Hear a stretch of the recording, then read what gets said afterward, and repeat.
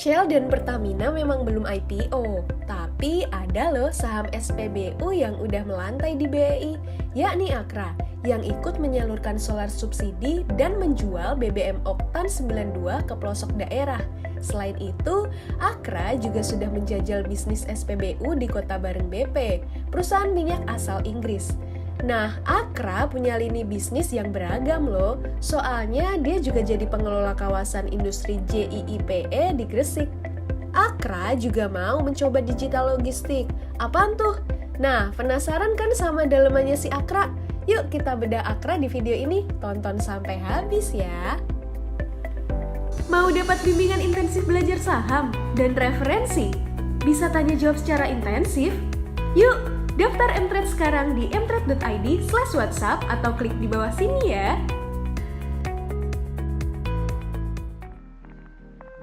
Nah, bersama kita sore hari ini sudah ada CEO Pak Haryanto Adikusumo dan juga di sini ada juga Direktur dari Akra yaitu Pak Suresh Vembu, di mana kita akan ngobrol-ngobrol banyak nih. Apa kabar Pak Haryanto dan Pak Suresh? Semoga sehat selalu. Baik, semua baik. Terima kasih. Selamat sore, good evening. Semua baik di sini juga. Terima kasih. Oke, sehat selalu ya. Nah, teman-teman semuanya, kita akan ngobrol bareng dengan Akra. Pastinya kita akan banyak nanya-nanya, terutama dengan proyek JIP-nya Akra juga ya. Nah, teman-teman semuanya, kita langsung aja yuk ngobrol dan kita mulai sore hari ini. Gimana kabarnya Pak Akra sendiri di tengah masa pandemi saat ini? Kabarnya gimana nih? Malah jadi semakin bagus atau ada dampak di tengah PPKM ini? Ya, terima kasih Ellen dan teman-teman. Selamat sore, salam sehat semuanya. Kami bersyukur tanggal 28 Juni yang lalu JP Java Integrated Industrial and Port Estate telah diberikan status sebagai Special Economic Zone atau kawasan ekonomi khusus di bidang teknologi dan manufaktur. Jadi kami percaya ke depan JP akan menjadi tempat yang sangat atraktif untuk investasi, karena bukan hanya JP ini terintegrasi dengan pelabuhan laut dalam, dengan kereta api, dengan jalan tol maupun dekat dengan airport Juanda Surabaya, tapi juga sekarang mempunyai ease of doing business sebagai kawasan KIK yang juga mendapatkan banyak lagi insentif ya, seperti insentif pajak, tax holiday, insentif untuk customs, insentif untuk tenaga kerja dan sebagainya. Jadi kami percaya JP akan memberikan significant contribution ke depannya terhadap Akra.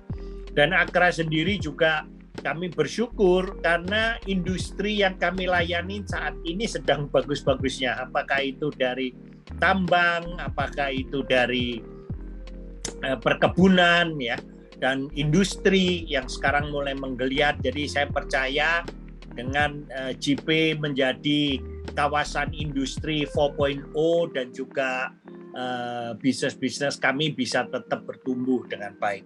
Mungkin saya bisa serahkan kepada Suresh untuk memberikan presentasi.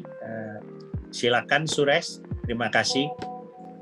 Ya, terima kasih Pak Haryanto, terima kasih Bu Ellen. Ya, hari ini mungkin saya use this opportunity untuk update mengenai AKR Corporindo Tbk ke semua teman-teman di Mtrade dan juga update mengenai perkembangan KIK dan juga impact-nya ke depan gimana. So, Piana can go to the next slide. Ya, hari ini di agenda mungkin saya briefly touch upon AKR Group sebagai profil bisnis apa, bisnisnya apa yang kita lakukan dalam di trading and distribution dan other business. Dan KIK ke Gresik JP itu gimana itu bisa menjadi satu kunci dorongan investasi di Indonesia dan juga bisa bawa manfaat untuk AKR Corporindo punya stakeholder. Nanti baru kita selesai 30 Juni saya bisa kasih sedikit gambaran atau bocoran mengenai apa yang first look kinerjanya dalam waktu 6 bulan dan juga sedikit outlooknya mengenai AKR Corporindo di tahun 2021. Next slide. Ya, sebagai AKR Corporindo, can we move to the next slide? Perusahaan AKR Corporindo sudah kenal sebagai perusahaan yang termuka di bisnisnya distribusi dan basically kita mulai dari bahan basic chemical ya atau kimia dari tahun 60-an. Tapi dari 2005 AKR juga udah masuk ke bisnisnya industrial petroleum dan sekarang AKR juga menjadi kalau swasta AKR adalah nomor 1 di distribusi BBM. Ini semua terkait dengan logistik dan supply chain. So AKR Corporindo dari mungkin 60 tahun sudah bikin bisnis berbasis distribusi dan selalu kita identify bisnis-bisnis baru yang peluangnya di mana bisa bisnisnya ini dan selalu kita lihat opportunity untuk growth ada, especially di Indonesia kalau kita lihat opportunity untuk infrastruktur masih sangat bagus dan juga investasi butuh untuk distribusi bahan kimia, BBM, energi dan lain. So, sekarang AKR menjadi leading distributor untuk energi dan bahan kimia. Next slide. Kalau bicara mengenai portfolio AKR ya, saya bisa bilang ini bisa 3 aspek. Satu adalah di perdagangan dan distribusi AKR Corporindo sebagai induk juga dan holding company. Kita ada portfolio of energy dan basic chemical, mana AKR Corporindo distribute BBM dan juga kimia. Di tahun 2020 kita juga tambah bisnis ini dengan Petronas Chemical, yang mana kita bentuk perusahaan untuk distribusi BBM kimia ke depan. Kalau bicara logistik, selain kita distribute BBM, kita udah bangun infrastruktur seperti tank storage terminal, juga fleet of truck, ship dan semuanya. Ini penting untuk kita bisa deliver produk ke konsumen end to end. Untuk ini AKR dengan Vopak, Royal Vopak sudah buat satu joint venture juga di Tanjung Priok, mana ada independent tank terminal dan juga di beberapa tempat di Indonesia. Sekarang AKR operate di 17 lokasi di Indonesia. Kalau untuk transportasi, seperti orang customer minta bahan kimia harus deliver atau mungkin BBM harus deliver ke Kalimantan, Sumatera, manapun. Kita juga ada armada truk dan juga kapal yang mana kita juga distribute ke customer. Dalam waktu 5 tahun yang terakhir, AKR juga sudah diversifikasi dan juga tambah beberapa bisnis baru, termasuk yang bisnis dengan BP untuk retail dan juga aviation. Mana kita buat joint venture dengan BP untuk BP AKR Retail Petrol dan juga dengan BP untuk Aftur. Juga ini semua perusahaan kita ada majority. Dengan Pelindo 3, AKR sudah buat proyeknya JP di Gresik, mana selain kawasan industri, kita juga ada pelabuhan dan utility, termasuk listrik, air dan semuanya.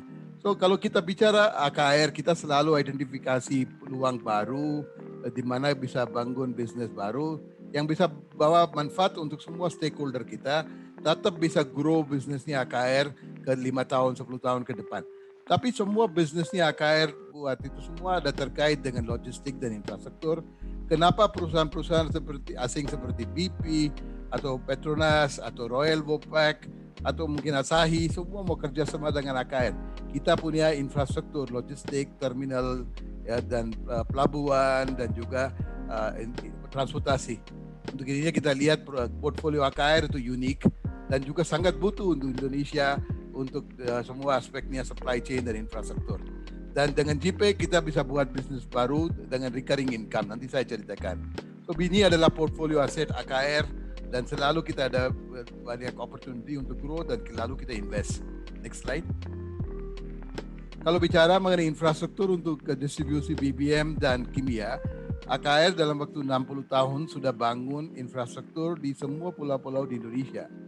Seperti Bapak Ibu tahu, Indonesia menjadi negara yang kepulauan yang paling besar di dunia dan sangat susah untuk bawa barangnya atau mungkin produk energi atau kimia, dan cost logistiknya mahal. Untuk ini AKR dari tahun 70-an sudah mulai bangun tank storage terminal di pelabuhan kerjasama dengan Pelindo. Kalau kita lihat di peta ini, kita mulai dari Surabaya, sekarang ada di Tanjung Priok, Medan, Stagen. Ini menjadi terminal yang hub. Dari hub kita juga distribute ke semua daerah-daerah pakai terminal yang di sungai, terminal yang kecil juga. So sekarang kita sudah punya 17 lokasi titik-titik yang mana kita bisa distribute produk kimia dan BBM. Sangat susah untuk replicate. Kenapa? Kalau mau bangun nggak cukup kita cuma bangun di satu lokasi. Harus bisa invest untuk bikin terminal. Sekarang AKR punya penyimpanan sampai 819 juta liter. Juga jumlah tangkinya udah lebih dari 160 tangki di resort tempatnya di Indonesia. Next slide. Kalau bicara mengenai financial, dengan tumbuhan bisnis, dengan masuk ke bisnis seperti BBM dan juga bisnis-bisnis yang lainnya, bisa lihat trennya laba neto. Kenapa saya masukin 2005? Itu adalah tahun waktu AKR masuk ke bisnis BBM. Pertama kali kita impor BBM. Sebelumnya itu semua basic kimia dasar. Waktu tahun 2005, profit AKR 119 miliar. Tahun lalu, profit AKR sudah 925 miliar. Perkiraan kita tahun ini bisa naik juga sampai 1,05 triliun. So basically, kalau lihat profit AKR dan juga bisnis AKR terus tumbuh, dan CAGR growth dalam waktu 15 tahun, selalu kita grow dengan 15%. Waktu zamannya di tahun 2020 dan 2021 juga, waktu pandemik juga AKR tumbuhan profit sudah lumayan bagus. Tahun 2020 laba neto AKR naik 30% banding dengan 2019. Di kuartal 1 profit AKR naik 34% banding dengan kuartal 1 2021. Tren nanti saya bahas mengenai 6 bulan, bisa lihat kira-kira sama seperti ini. So basically AKR sebagai perusahaan selalu konsisten di laba dan juga business growth-nya. Next slide. Sekarang saya sedikit mau ceritakan mengenai perkembangan tadi Pak Haryanto bilang mengenai kawasan ekonomi khusus di Gresik dan kira-kira perkembangan ke depan gimana. Next slide. Project JIPE atau Java Integrated Industrial and Port Estate adalah public-private partnership, bentuknya joint venture antara AKR Koperindo dengan Pelindo 3. AKR Koperindo dan Pelindo sudah lama kerjasama untuk bikin terminal infrastruktur dimanapun. Di tahun 2013 kita kerjasama untuk bangun JP. Di proyek ini ada 3 aspek. Satu adalah kawasan industri, satu juga ada pelabuhan dalaman dan juga ada residential. Kalau di kawasan industri AKR punya majority 60%. Pelindo 3 ini 40%. Kalau pelabuhan itu terbalik, AKR Koperindo 40%, Pelindo 3-nya 60%. So basically ini adalah strong partnership yang sudah buat dengan Pelindo, building on a long-standing relationship dengan BUMN ini untuk bangun project JP. Next slide. Tadi saya bilang ini projectnya sudah mulai dari 2012. Baru tanggal 27 Juni kita sudah complete 9 tahun proyek ini. Dari waktu kita tanda tangan MOU sampai sudah realisasi proyek, ini udah 9 tahun. Dan proyek ini sekarang siap untuk semua aspeknya. Dan Bapak Presiden dan juga Menteri-Menteri sering kunjungin ke JP. Bapak Presiden sudah 2 kali ke JP waktu kita bangun proyek dan juga waktu inauguration JP. So basically Bapak Presiden waktu ke JP bilang ini adalah proyek yang template untuk buat industrial estate di tempat lain.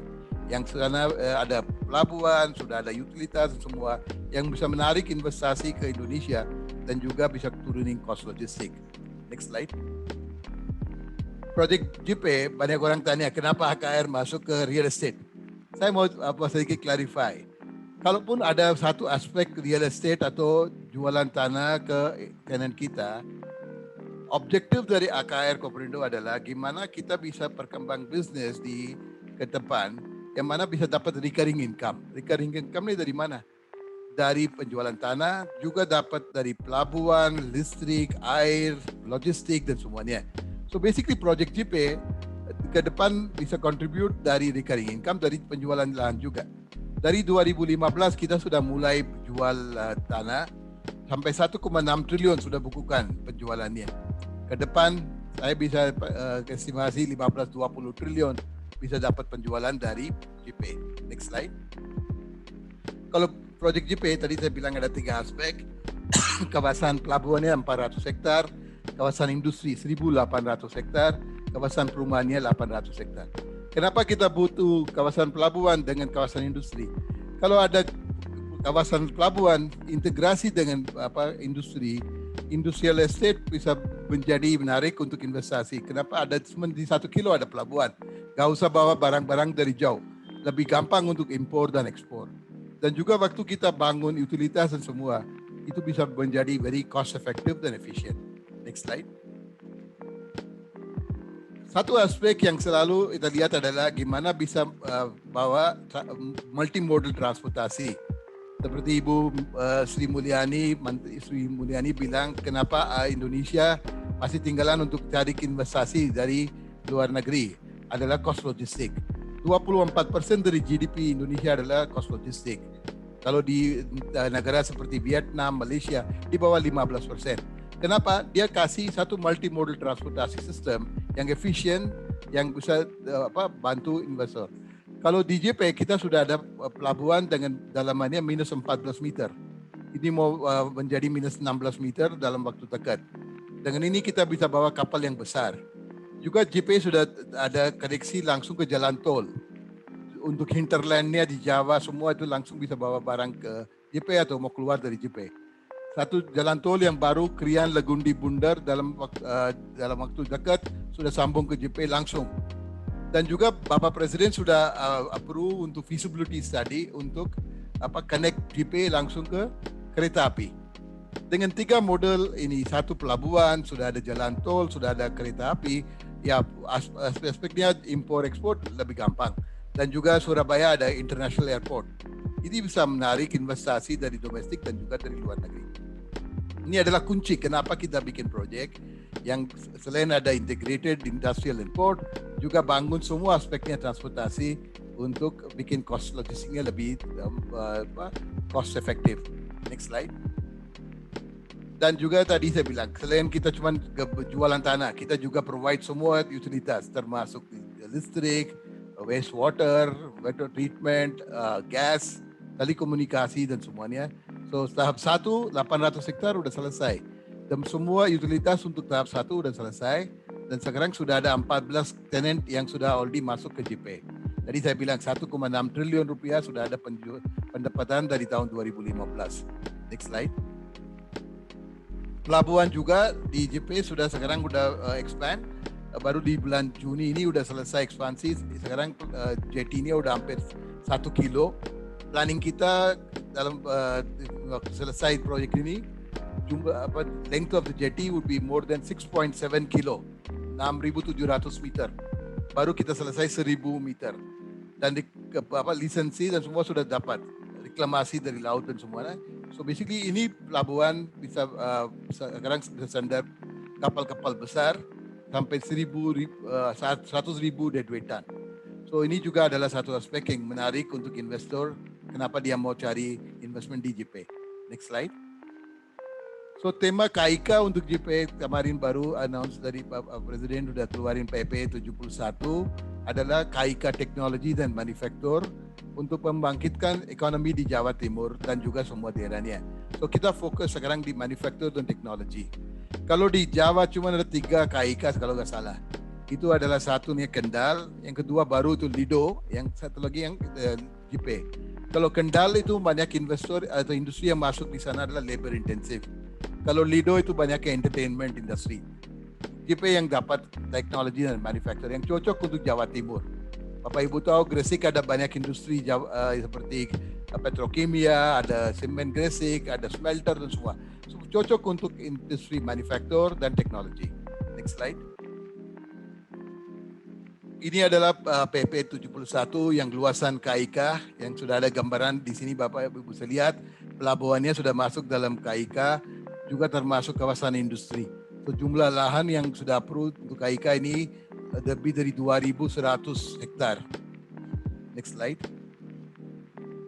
So benefit yang kita bawa ke investor, gimana bisa menarik investasi di JP adalah 7 aspek saya bisa highlight.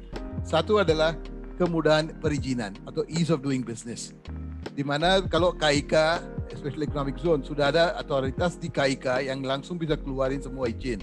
Gak usah ke mana-mana. Yang banyak investor komplain, oh kita harus ke tempatnya banyak tempat untuk dapat izin. Kalau di KIK langsung dapat semua izin dan mudahan untuk ease of doing business. Ada banyak insentif pajak seperti tax holiday, turunin corporate tax dan lain-lain. Juga untuk biaya masuk import ekspor lebih gampang dan juga bisa dapat semua fasilitas termasuk bonded zone dan semua. Termasuk untuk employment, labor dan expatriate semua bisa. Ini adalah semua aspek yang bisa menarik kalau dapat fasilitas sebagai KIK atau domestic investor dan luar juga bisa dapat semua benefit waktu kita dapat KIK dan sekarang dengan PP bisa manfaatkan semua fasilitas di JP. Next slide. Yang sekarang selain tadi saya bilang 14 perusahaan yang sudah masuk, sekarang kita sudah mulai planning kluster-kluster apa kita mau menarik. Ada 6 kluster yang kita mau sekarang